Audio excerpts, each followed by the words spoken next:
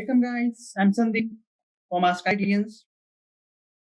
Today we are going to start our previous chapter, that is force and pressure, right? So this is our third session. In the previous two sessions we already learned what is force. Force is what? We can say push or pull, right? Then we also have studied the different types of forces. Four fundamental forces are there, right? I hope you remember those. Then we know that contact and non-contact forces are there. Then we also know what is friction, normal. Then other tension is there, right? We already studied a lot of about those, right? So today, in the same chapter, we are going to start a new topic which is called as pressure. Okay, so let's start. Okay, so now about the force and pressure. First of all, pressure means, what is pressure, right? Normally, when we say pressure, it most probably we say that it is related to liquid, right? Remember, the pressure chapter mostly relates to the liquid, we can say, but even solids, we can also say solids also have the pressures, right? So very simple definition we can do, right? For the pressure, it is the force per unit area, right? What I can say, pressure is nothing but force per unit area, right? So as I said, it is mostly related to our liquids, right? So today we are going to start our lecture by watching very interesting movie, right? Which I know you already know about that. It is the Titanic, right? Obviously, we are not going to watch the movie, but short video how the Titanic actually sank into the ocean, we can say, right? So let's start with this one and watch very carefully what are the different things they are showing you. Pretty good. Right, so Around the iceberg, try to you can keep from. see this was the animation that did how the Titanic must have hit the iceberg. Okay? What I want you guys to observe here is that iceberg. Watch very carefully that iceberg thingy. And obviously, the main question arises that the ship is very, very big and how it could even float on the water. Not the Titanic, even the small ships also, how they could even float on the water. And so I hopefully you will be you will have the clear idea after this session that how the sink or ships will float, right? And I also want you to research on that. Just spend some time, right? If you do have the curiosity, right? Today I'm going to explain why it is floating. I'm going to explain just the concept, right? Archimedes concept is there, Archimedes principle is there, binding forces are there. I'm going to provide you some concepts, but I'm not going to tell you exactly how it is floating on the water. That's up to you now. I want you to search something on that, and in next session, hopefully, you will be aware that how the ships are floating, right? So in this video, again, first of all, let's see how the ship is floating, and again, I want you to clearly observe that iceberg. Hitting the propellers, that looked pretty good. Here, can you see that iceberg above the ground and below the ground? Right. This is also the very important concept in our chapter, right? Or we can say in pressure or fluids, right? Can you see the part which is above the ground? The below the ground part is very, very bigger than the above the ground. So anyway, we know that Titanic was very big, right? Iceberg that must have hit the Titanic should have been the way bigger than that one, right? So can you imagine how much part which is inside the water of that iceberg is very, very big, right? Okay. So this is the important concept. When we see the ice floating, the most of that part of that ice is below the water. Okay. Okay. So this is how Titanic sank. And as I said, there are many questions. The first question starts with how actually it floats. It's a very big, right? Then second question, I said that iceberg, the most of the part of that iceberg is below the water. Why is it like that? We will also understand that. And I definitely ask you one question. I want you guys to research on that, how that ship is floating. Obviously, I'm going to teach you the concept today. You should be able to apply that concept on why this ship is actually floating. Okay, good. So now back to our chapter as force and pressure. Force, we have already studied a lot of things, and now about the pressure, what things we are going to cover today is the pressure. What is pressure? Then what is the atmospheric pressure? Then obviously pressure in liquid we can say, and Archimedes principle, very important, right? Buoyant force is there, upthrust is there. All those things are making possible that big ship or any big ship rolling on the water. Okay. So first of all, when we say pressure, I told you pressure is what? Pressure is nothing but force upon area, force per unit area. Simple. So now consider if there is one plane like this, and if I apply one force here, this force which is perpendicular means we say it is a normal means 90 degree. This force is called as thrust, right?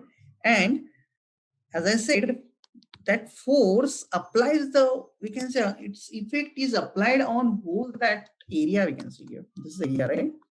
Consider this area is it could be pi r square. If it is circular, rectangular, then you can calculate it L into breadth, right? Same thing. But just it is a area. If some force applied normal to that area, then the pressure is developed in that area, that is given by force upon area, right? Simple. Can anyone tell me what will be the unit of pressure? Obviously, we know the formula force upon area. We know the forces unit is what? Newton, right? What is the unit of area? Meter square. Okay. So you can say the SI unit, this is called as the SI unit. The SI unit of pressure is Newton per meter square. So this is the SI means this is the unit universally, which is universally accepted. So you can go everywhere and tell that is the Newton per meter square is the pressure. That's everybody will say it's okay, right?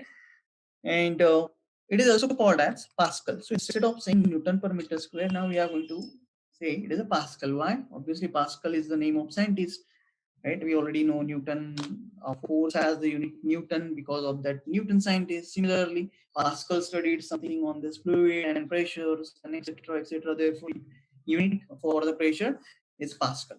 Okay, this is not the only unit. There are other units for the pressure. One bar is also another unit. Let's say this is 10 raised to 5 Pascal. This is the conversion between 1 bar and Pascal, we can say. There is another unit that is 1 atmospheric pressure. Again, this is 1.013 into 10 raised to 5 Pascal. Sometimes pressure is also measured, right?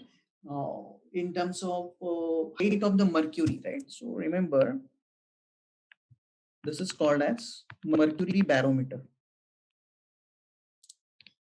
Contains just a simple setup there, container which contains this mercury, right? Everybody here must have heard mercury, hopefully, right? So what we do, we take that instrument everywhere. First of all, consider sea level. We say sea level. Now let's see what is sea level. We know this is ocean. We already seen that in Titanic, right? This is the mountain. Okay. If you take this instrument here, what will happen? Here you can see I have shown that mercury is rising like this up to certain height. Okay.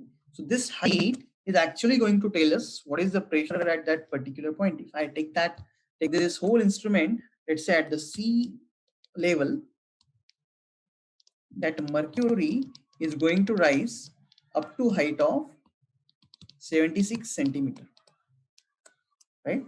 Therefore, I can also say that this is also called as 1 atmospheric pressure. We will see what is 1 atmospheric. ATM means atmospheric. So this is known as atmospheric pressure. We already know 1 atmospheric pressure is 1 into 1.013 into 10 raised to 5 Pascal, right? Okay. So now I also can say this is nothing but 76 centimeter of Hg. Hg means mercury. So pressure is also measured like that. Now consider if this same instrument, if you take this instrument on the, let's say, top, what will happen? This pressure is going to decrease. Let's say 70 centimeter now. right? So what I can say, at the top of the mountain, the pressure becomes 70 centimeter of Hg. This is how I can measure the pressure using this instrument. So it could be 76 centimeter of Hg or 760 millimeter of Hg or 0.76 meter of Hg. Hg means again mercury, right? So those are the different, we can say different units of the pressure. Okay. Now, again, from this formula of the pressure, that is pressure is equal to force upon area, right? So this is my formula. And force is, I have given the another name for the force, that is thrust, right? So can I say P is directly proportional to thrust and P is inversely proportional to area? Meaning is very simple. What I can say here, if the force increases, pressure increases. If the area increases, what will happen? As I can see, it is indirectly proportional. So if the area increases, pressure will decrease. Remember, if the force increases, pressure also increases. If area increases, pressure decreases. Right? So we can take a very simple example. We know the hammer and nail, right? If consider this is the wall and I want to put a nail into the wall, obviously you'll apply some force due to this hammer, I can say, right, on this nail, right? Simple. Now, as you can see, at this point, area is larger. Let me call this as area. And at the tip of this nail, area is smaller. So can I say A1 is greater than A2? What about pressure? It is inversely proportional. So obviously, pressure at point 2 will be greater than pressure at point 1. So very simple thing I can see here. Whatever force you are applying on this area A1, it will exert more force at this tip, and therefore it is going into the wall, we can say. Right? So this is what happens actually here. Okay. So this about the force and area and pressure. These are the different relationships. Remember, if the area is larger, pressure will be smaller. Right? If area is smaller, pressure will be larger. Okay. Now let's talk about the pressure in the fluids. So consider this is a water tank, or let's consider this is our big container. We have the big container of water here. And what we are going to do here, consider this is the imaginary cylinder. What I'm talking, it is the imaginary cylinder which is immersed in that, or we can say this is the imaginary cylinder of water, we can say. So this is, everywhere there is water, there is no cylinder, but consider there is a imaginary cylinder now. Now let's point out how many forces are acting on that. Can I say that water is acting the force on that any object? We already have seen in that our video that everywhere water was applying some pressure, right? So can I say this is the pressure everywhere, here also, here also, here also, right? Similarly, this will be the pressure upward, this will be the pressure downward. Let me call this as P1, let me call this as P2.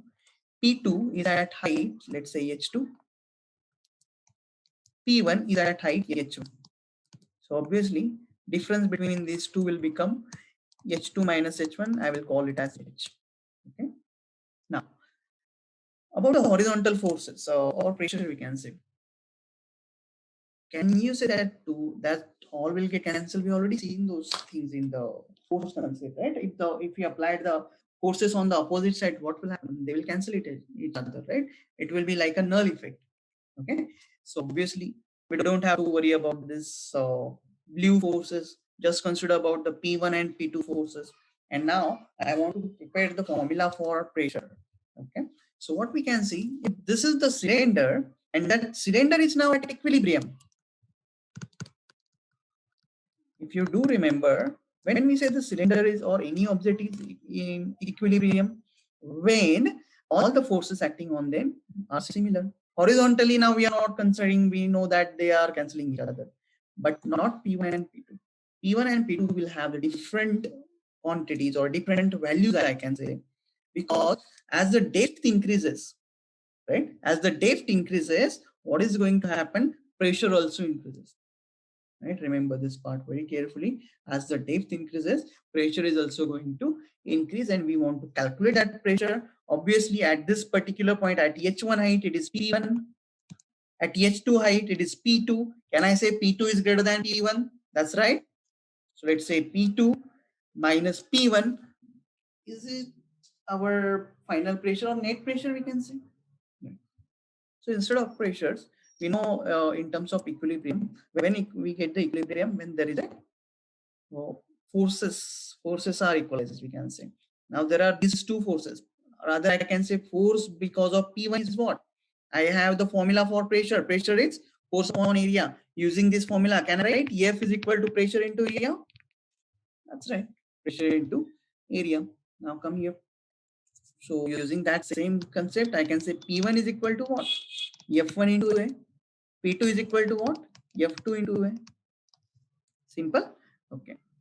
There is another one more pressure on that, one more force on that cylinder. I haven't shown that. Anybody can recall that, right? Yes.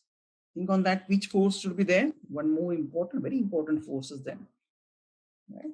That's right. That is mg force. Mg is always acting towards downward, right? So now we are going to equate all these forces. We already seen equate vertically upward forces to vertically downward forces. So let's equate P1 is F1A, P2 is F2A, right? So sorry, there is a mistake I done here. This is upon A and upon A. Let me see at the top we have what we have written. Yeah, force is equal to PA, right? So instead of that, let me change this one. I can say F1 is equal to P1A and F2 is equal to P2A. Right. Now at equilibrium condition, what we are going to do? Vertically upward forces should be equal to vertically downward forces. We are not talking about the horizontal forces. Why? Because they are cancelling each other out. So let's see who are the upward forces. Only P2 I can see is the upward force. Downward is which one? P1 plus mg. Can I say this is P2 minus P1 is equal to mg? That's right. Okay. Now, before moving ahead, I want you to know one more important quantity here, right? So, quantity is called as density. So we'll still a little bit about this one, which will be useful in our this small derivation, we can say. So density is equal to mass upon volume, right? Density is equal to mass upon volume. SI unit, I can say this is nothing but kg per meter cube. Why? Because masses unit we know kg and the volumes unit is meter cube. So this is our simple formula for density, right? So one more thing, if the density is less,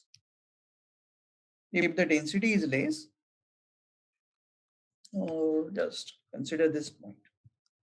If this is the water, consider one iron sphere. If I took one iron piece and drop here, right, what will happen? It will go to the end of the bottom of the tank, right? What will happen if I put the ice in that? Will it look something like this? Right? Iceberg we have already seen. So we know ice is floating, right? Ice is floating and this iron is sinking, we can say, like Titanic ship, right? Okay. So why this ice is floating and iron is sinking? There are three things we are supposed to know here, right? One is water. There is water, obviously. Then iron and ice, right? So all this sinking or floating, these conditions are dependent on buoyant force. We know that, and as well as density. Right? So there are two things. So this is the density. So let me mark the density of all these three guys. Right. So density of, let's say, water is, remember this value is very important for us, 1000 kg per meter cube, or we can even say 1 gram per centimeter cube. Similarly, density for, let's say, iron is given as 786 kg per meter cube, or I can say it's 786. No, I think we gotta check the ion's density. It will be a lot more than this. Just give me a minute so I can just check the density of iron.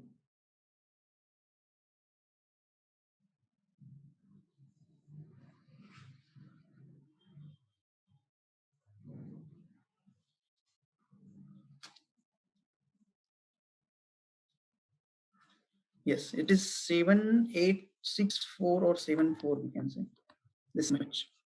Or in gram per centimeter, I can say this is 7.8 gram per centimeter cube. And we also have the ice, right? For ice, I can say it is almost 916 kg per meter cube, or we can even consider 900, right? Or let's say this is 0.9 gram per centimeter cube, right? 0.916 or approximately, let's take approximation, let's say 0.900 kg per meter cube. Okay. Now, using these relations, can you tell me why iron is sinking and ice is floating on the water? Obviously, you can see density of water is greater than density of ice. Therefore, ice is floating. Density of iron is greater than density of water. Or I can say density of water is less than density of iron. Right? Therefore, iron is sinking there. Very simple thing. Right? One more thing. This is the 900, right? So 900, and now let's focus on water and ice only. Right? Before that, let me write one more concept here, that is relative density. Now, what is relative density? It is the ratio of density of substance upon density of water. Normally we do say density of different substance, but here we can consider the water also, right? Specific gravity, there is another term actually for when the second part is water, it is called as specific gravity, but in general term now we can just consider relative density is equal to density of substance upon density of water. So if I want to calculate, let's say relative density of ice, relative density of, let's say, ice, I want to calculate, what I will do, what is the ice's density? Approximately we have taken it 900. What is the density of water? 1000. Can I say this is 9.10? Right? Okay. So remember, there is one more very important formula, that is a fraction of, let's say in this case ice, we can use any substances actually, but we are talking about the ice now. Let's say fraction of ice which is, or let's say submerged underwater, submerged in water. What is the meaning of that? Right? So consider if this is the ice is like this. We have seen this in the video also, right? Submerged means this part, right? So fraction of ice is submerged in the water is the relative density, which is for ice we got 9/10. 9/10 means 9 of the 10 part of this ice. So if this is the, let's say 10 meter, then 9 meter, or let's say 10 kilometer, will be 9 kilometer will be below the water, we can say 1 kilometer will be the above, right? This depends on the relative density. We also have seen that in the video, right? I told you to watch it very carefully, that iceberg, which has a very big part of it inside the water, right? Who decides that? This relative density is going to decide that. How much will be the part which will be inside the water? Okay. Okay. So now we talked about the density. Now let's come back to our small derivation. Density, we know the formula, that is mass into volume. So can I say from this part that mass is equal to rho into volume? That's right. So let's substitute it here. Rho into V into G. Rho into V into G. Now, sorry, again, I think I did the mistake again here. It's F2, this should be F1, right? Forces we are talking about, not pressures. Yes. Now let's substitute the values here. F2 means what? P2A minus P1A. Okay. Or can I say P2 minus P1 is equal to rho into V into G upon this area. Area can be taken as common and let's take to the RHS side. Now, when we say volume, rho into volume, let's talk now. This is our cylinder, right? This cylinder we have considered. What is the volume of cylinder? Can I say it is area into this height? Right. So if this is the area, this is height. So can I say H is V by A? That's right. So I will get the answer. This as rho into G into H. And this is, let's call this as pressure. P is equal to P2 minus P1. There is pressure difference, we can say.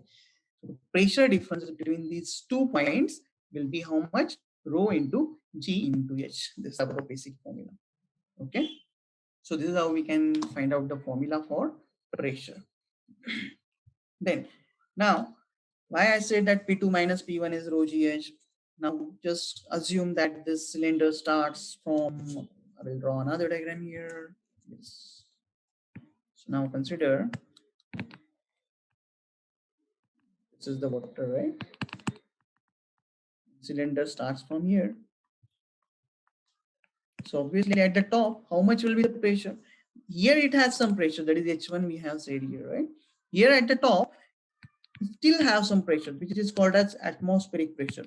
Atmospheric pressure means everywhere we have some pressure because of, we can say, gaseous material which is present in our atmosphere, right? Right? Which gases are present in our atmosphere? Anybody?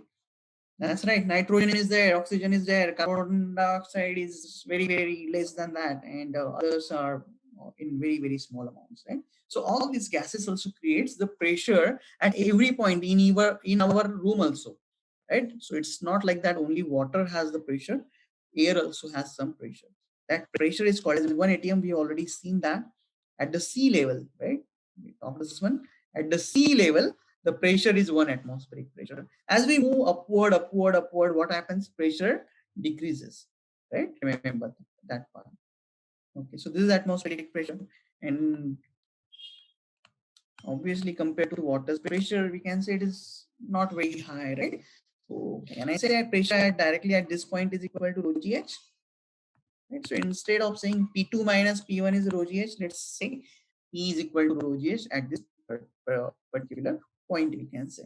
We can also consider one example here. Remember, dam. Dam means the other dams which are stopping the waters, right? In rainy season, we store the water, and in summer, we use that stored water for our this water comes from dam to our home, we can say. Now, you can see these are the dams. This is the wall of the dam. It is not like this. It is like that. It is getting broader and broader at the bottom. Why it is happening like that? As I said, as this height increases, or we can say depth increases, pressure of the water increases. So obviously, at this particular point, pressure will be very high compared to this point. Therefore, wall needed to be bigger at that part, or broader, we can say. Right? So remember this part also. Why dam has the bigger or broader walls at the bottom than at the top, we can say. Right? Okay. So this is the basic formula we have seen about the pressure, and we also know about the density now, right? Okay. Now let's talk about the Pascal's law. Now, what is Pascal's law? We already said that Pascal studied all this fluid mechanics and pressures, etc., etc. Therefore, what we can see, our SI unit is a Pascal. Now let's see what actually the Pascal said. Pascal said that consider this is the closed container. Consider this is the closed container, and obviously some water or any liquid is in that container. Now consider if there is a small opening here and we apply some pressure from this side. Let's apply this pressure, right? Normally what we will say, this pressure applied will be for this point, water at this point or this point or this point. But what Pascal did say, that whatever pressure you are applying, pressure, how you can apply the pressure? By the force, right? You use some force on that, and obviously pressure will get applied. Pascal said at every point, the same pressure will be applied. Right? This is the basic principle of Pascal, we can say. And very important, you will think that is not very important, but remember, this has many applications in our daily life, even also, we can say. Right? So let's see what Pascal said. So according to Pascal's law, any force applied to the confined fluid, confined means enclosed fluid we have seen, is transmitted uniformly in all directions throughout the fluid, regardless of the shape of container. Right? So here you can see some different shape of container is there. And if you apply the pressure on one side, second side will also get the same pressure. So what is the use of that? Now this part is this diagram, which here you can see is called as hydraulic lift. Hydraulic lift. You must have seen this in let's say garage, right? Car garages. There will be some, even in the two-wheelers case also we can say there are some hydraulic lifts are used, which are very small actually, right? For two-wheelers area, we can say. Now consider if you want to lift the car, how you can lift it? We cannot directly apply the force to lift, or it's not like that four people are going to come and they will lift the car and then the mechanic will repair that car, right? That's not going to happen. So what they do in this case, or how the Pascal's law is very important, as I was saying, it's like that. So consider, oh, this is our hydraulic lift, as I was saying. So this is a small piston which we can even operate on by our hand, right? Here it is a very big area, you can say base area, which is more than size of the car, obviously, because we want to lift the car, right? Okay. So now consider if the car is kept here, something like this, and we want to lift this car.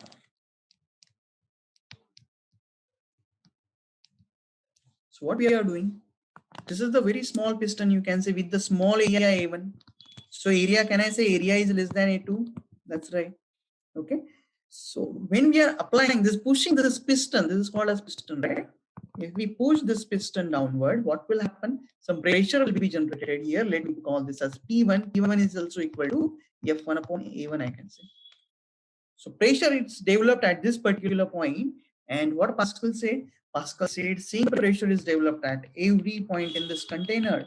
So everywhere the same force is going, same pressure is going to develop, not force, but pressure. So this force applied is very small, right?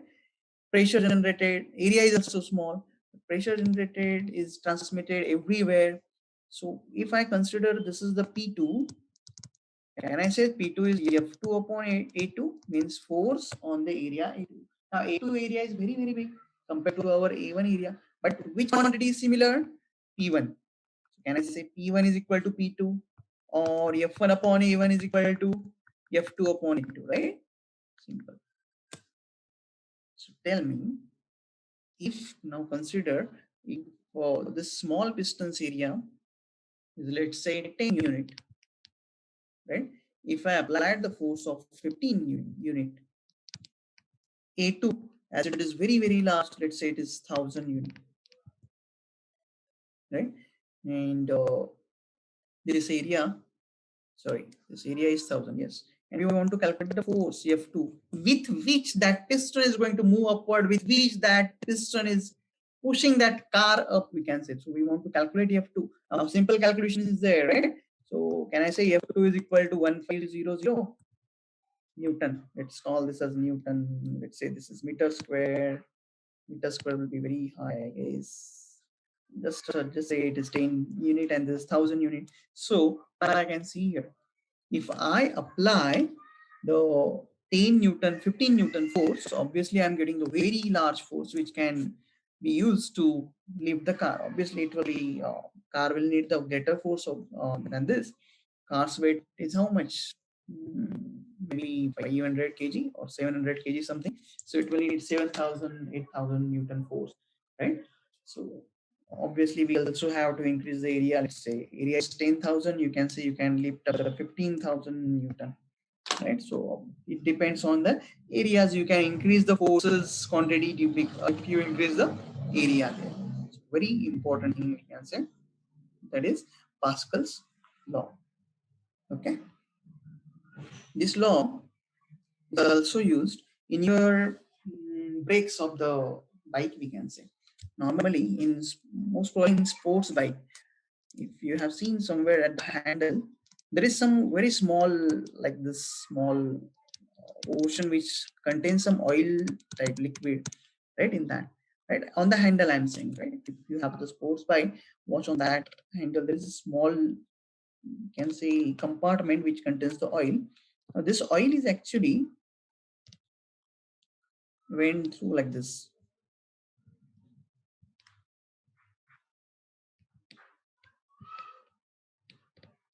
right? And we can say this is your, let's say, tire of the two-wheeler. It is connected like this.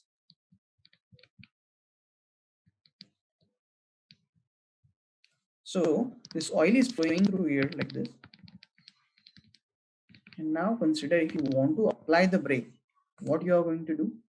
You are going to exert some small force here. Also, this area is also small. Here, when it bends to the tire, this area is larger.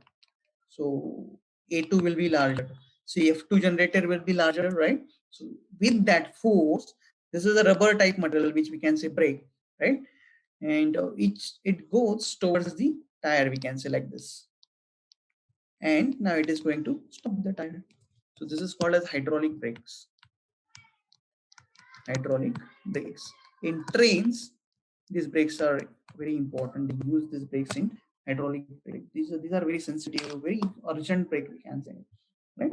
So this is also another application of Pascal's law. Okay.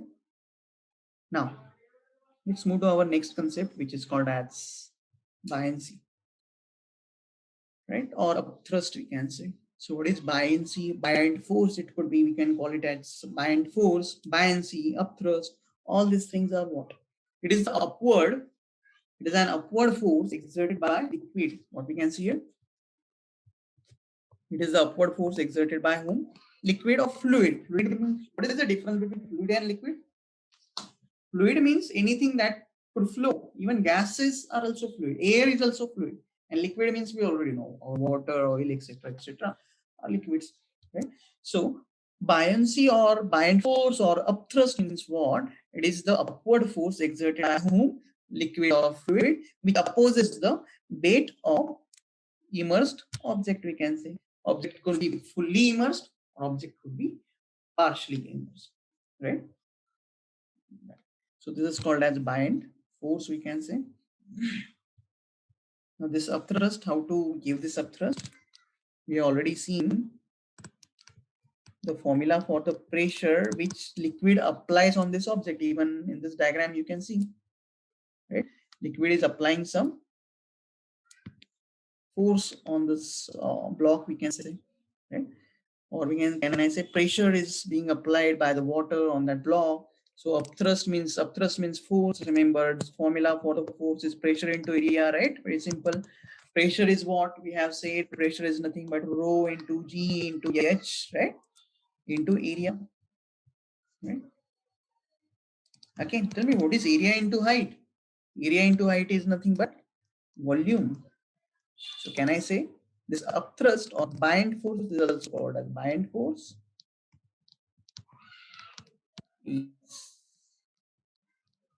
Buoyant, right? Formula becomes very easy. That is rho into V into G. Now what are these rho? Rho is the density of liquid. Normally we do have the examples of water. So we can say it is the density of liquid. G is acceleration due to gravity, that we know. Now this volume is a very important part. Right? What is volume? Is it water's volume? No. Is it block's volume? That block is inside that liquid? No, it is not a block's volume. So what volume is it is? Remember, this is the volume of displaced water.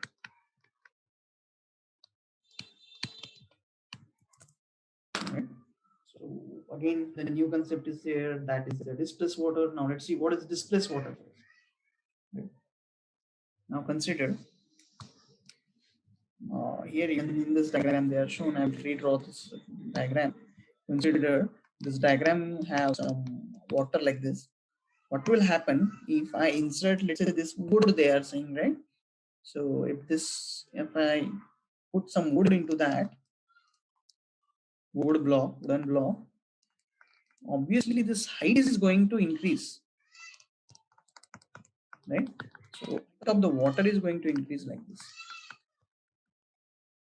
Simple, very simple to understand. And this, whatever volume of that water is increased, I'm not saying height, whatever volume of that water is increased, which is called as displaced water. Okay. So is it same to the volume of displaced water or not? This is our important concept, right? And obviously, which will tell you how the ships are floating and how it is happening actually, right? Before that, obviously, we will need some concepts why or we can say principle of flotation, how it will float, right? So first of all, let's talk about that. So this is the by and force. Just remember this part right now. Then we are going to see the Archimedes principle.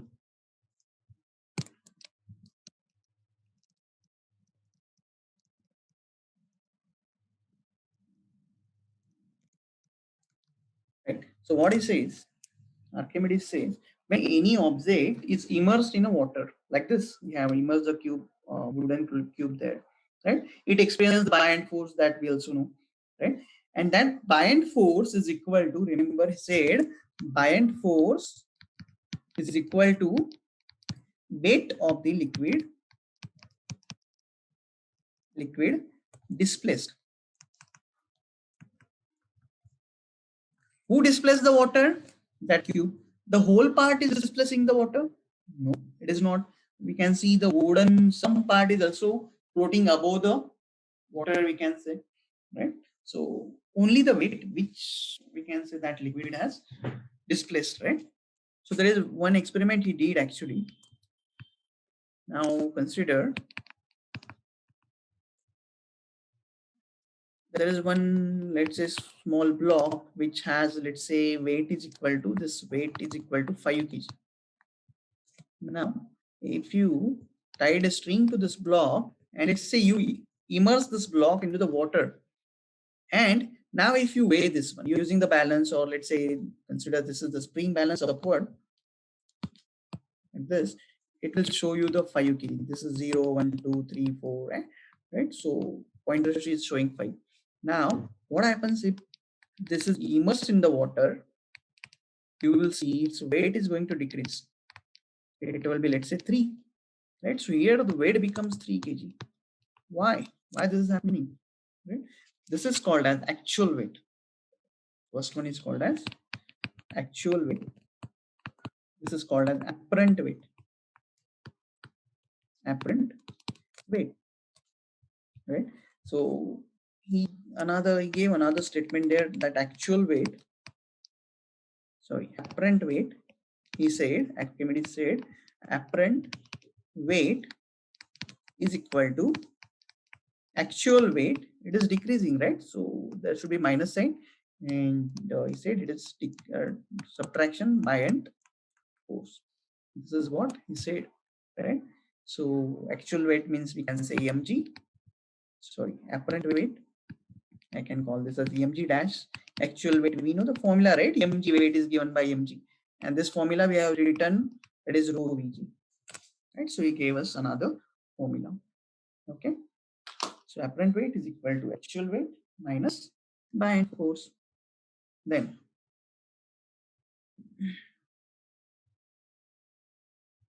now, first of all, let's see what are the principles or conditions for the flotation. Then we can see whether it is sinking or floating, right? And so we already seen that density decides whether it should float or sink. We have seen the iron at the start of the lecture that iron is sinking, right? And what happens to ice? It is floating. What about the wood? It is also floating. How much it should float above the water surface? That also we know. It depends on the relative density of that material, whether it is wood or whether it is ice. It depends on relative density, we can say. So if the density is small, it will float. If the density is large, it will sink. Right? We have already seen the relative density here. Right. So relative density, or also I say specific gravity. Normally we use the specific gravity word when the second medium is obviously water. Right? So relative density is what? This is the ratio of density of substance to the density of water. We can say reference material is water. Right? So if the relative density is less than 1, we can say it is less dense, right? Like this. So ice is less dense than water. Okay. Then let's see. Yeah. Then we already talked about this, right? This is the dam, we can say. As the pressure is increasing, it will be higher at this point and lower at the top. Therefore, we have the walls of the dam like that. Okay.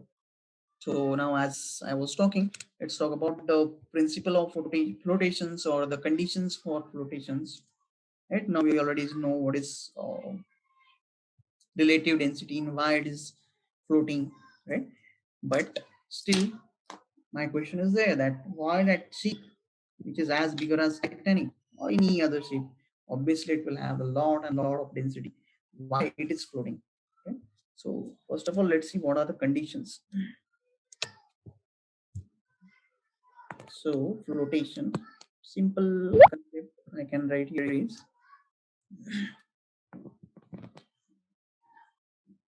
weight of the floating body, could be ice or anything. Weight of the floating body is equal to weight of the fluid displaced. Water displaced, we said it right earlier. Fluid displaced. There are three conditions I can give. That is, let's say work, sorry, not work. Weight of body is greater than, let's say, buoyant force. In that case, I can say, as we have seen in the case of iron, right? It is going to sink like this. Second case, if the weight is equal to buoyant force,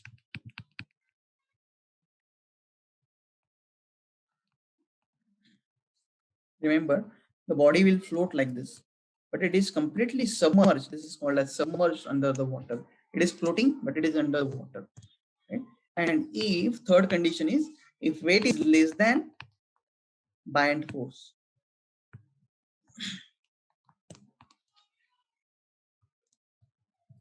it will float, but some part of that body is going to above the water surface. Right? So remember this three conditions. Now let's see why our ship is sinking, or I will tell you, as I said, I will just tell you the concept. You have to find out why the ship is floating, not sinking, why the ship is floating. Okay. So as we said, water, weight is equal to buoyant force, then it is going to float, right? And also, this buoyant force is dependent on rho into V into G, right? This is what we have seen. V is what? Volume of that, what? Volume of the displaced water, we can say. Now consider this volume or displaced water.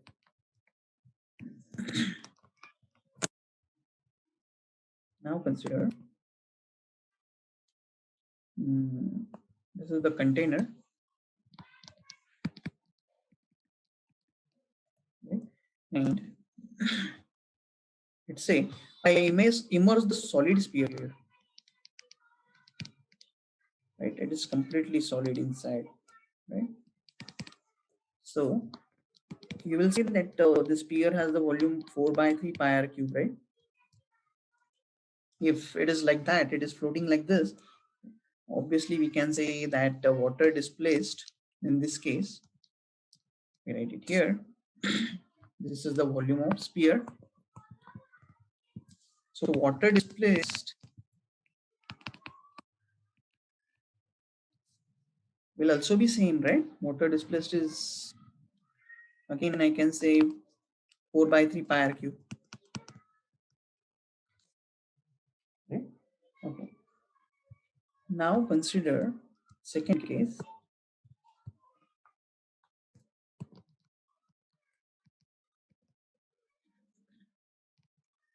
This sphere is hollow, right? What I'm saying, this sphere is hollow with this very small radius, or can we say inner radius is r1, or let's say capital radius is r. Okay, inner radius is small r, capital radius is r. So how much is the volume of that sphere? Is it again 4 by 3 pi r cube? No. Right? See, it will be 4 by 3 pi r cube minus 4 by 3 pi small r cube. Why? Because there is nothing inside that, right? What is inside that portion or sphere? Nothing. That is air, right? So volume of sphere is only this much. And tell me, what will be the volume of water displaced? This is volume. Volume of water displaced is how much? Is it this one? Same volume? No. How much is it for me? 4 by 3 pi r cube. Right? Now you can see the difference very clearly here. Even though the solid, that metal was sphere, it is displacing the same water. Still, now it is hollow, but now it is not displacing it is still displacing the same water. Here it is inside it, that part will be just air. So what you can see here, we have used the smaller volume. The volume of the second sphere is smaller, but still the water displaced will be higher. Right? So if the water displaced is higher, buoyant force will be higher. Right? If the buoyant force increases, right? If the buoyant force increases, then what will happen? That we can say this water is going to push this upward. Right? So what we have to do now, again you can see here weight of this part will be mg, or can I say that this is rho vg? Let me call this as weight w1. Right? W1 means mg, that is the weight of that whole sphere. This is the W2, let's say, or rho vg. Yeah, here. Let me call this as W2. And I again say mg, but volume is different, smaller volume, right? So again, the formula is rho vg. Let me write this as sphere. This is also sphere. This density is also of sphere. Again, this density is also of sphere, right? And what about the water displaced, weight of the water displaced, or buoyant force, I can say? In this case, rho vg. This is of water. Rho is of water. Volume is also of water. Again, I can say buoyant force is also here rho vg. Rho of water, v of water, and g, right? Okay. Tell me, in both the cases, what happens to the buoyant force? Is it changing? No. Why? Because the water displaced is same. So buoyant force is remaining same. What about the weight? In the first case, weight is, here you can see volume, as we can say volume is greater in the first case. So let me write this as V1 is greater than V2. Can I say W1 is greater than W2? Or in the second case, buoyant force is remaining same, but the W2 is getting smaller, right? So weight is getting smaller, buoyant force is getting, or we can say weight is getting smaller, buoyant force is remaining same. So if the weight is small, what happens?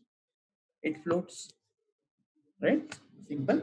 In the first case, water, if the water is greater than buoyant force, consider, just take one example. If weight is, let's say, 100, and the buy and force, using all these calculations, right?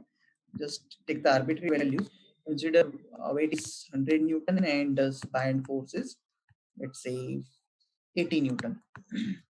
What will happen? It will be the first case, right? So it will see. Now what we are going to do, we are decreasing this weight. How we are decreasing this weight? Instead of having that full solid sphere, we have decreased this weight by introducing the cavity inside.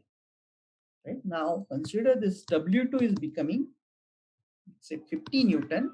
Bind force is still same because it is anyway displacing the same volume, right? So bind force is again 80 Newton. So for the same case, right, we just created the cavity in that object. Now what we can see, we will get the third condition here. Now the weight is becoming less than the bind force, therefore it is going to float. Very simple thing. So now, as I said, use this principle and find out why the ships are floating, right? Okay, sure. So these are all the concepts from chapter. Now let's see some questions there. Very simple questions are there. Right? So liquid pressure depends upon what? Liquid pressure means what? We have studied this one. Pressure is equal to rho gh, right? Rho is constant, g is constant, so it depends on height. Very simple. So remember, this is a frequently asked question. Liquid pressure depends on what? Rho gh, that is height, we can say. Then hydraulic lifts, hydraulic brakes. We have seen both the things. Right? Hydraulic lift is used to lift the car. Hydraulic brakes are to apply the brakes. Right? And we know those are very sensitive brakes and emergency brake, we can say, which are mostly used in trains. These are used in what? Archimedes principle? No. Stokes, we don't know. We haven't seen the Stokes here. Bernoulli's, we don't know the Bernoulli's. So only two options are Pascal and Archimedes. Which one it should be? Archimedes is related to something by and force. Hydraulic brake, hydraulic lifts are related to Pascal's law. Right? Now let's consider the third one. Pressure due to water will be greater at of the dam. We are talking about a dam, right? I have also told you this concept. What happens at the top, pressure is less. At the bottom, pressure will be high because depth is high, or we can say height is very large at that time, right? So can I say it is bottom of the dam? That's right. Very simple. Now, relative density of mercury. Right. If you do remember, I have given you the three different densities, right? So they're talking about the density. Let's do one thing. Relative is not the word here. It should not be. Let's talk about the density of the mercury. So we already seen that density of ice. This is the density of ice, right? This is the density of water. This is 786, which should be 4 something, 7864. This is for iron. So remaining is the density of the mercury. So you should know all these densities of mercury, let's say ice, iron, and water, right? So remember, mercury and water are the very important things in 11, 12, JEE, advanced, JEE main, everywhere you are going to require this mercury's density. So mercury, we also have seen that pressure, we can measure the pressure using the mercury barometer, right? So this mercury is very important in this pressure of fluid mechanics. And water, as obviously water, we are going to study a lot about the water. So these two densities are very important. That is, water is 1000 and mercury is 13600. Okay. Good. So now, this is the whole of the chapter. We also have today we have learned about pressures and why the ships are floating. Still, you are supposed to study about that. Do some research on that. Why the ships are floating, right? Obviously, there must be some architecture in that, or design. We can say design in the ship that bind force should be greater than weight. There, weight could be whatever, right? We have seen in the Titanic ship there are a lot of levels, we can say, right?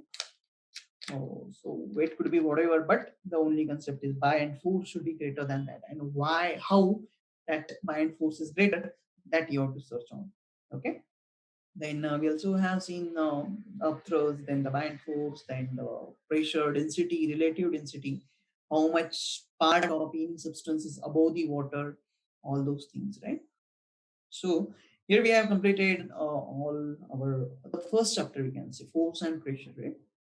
So very simple and remember very important chapter, right?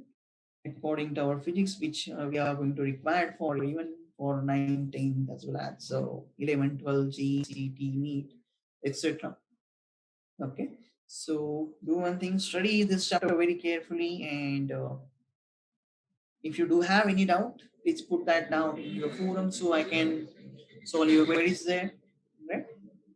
Okay. So in next chapter, in next session, we are going to start about the friction. Like a second chapter is there friction, and again we already studied something about the friction, but we'll study that in detail now. So we'll meet in the next session. In meantime, try to solve the questions on this chapter. Also, I have asked you one very important question, that why ships are floating, what are the design of the ship. Look into that, and if you do have any queries, put it in the forum. Okay.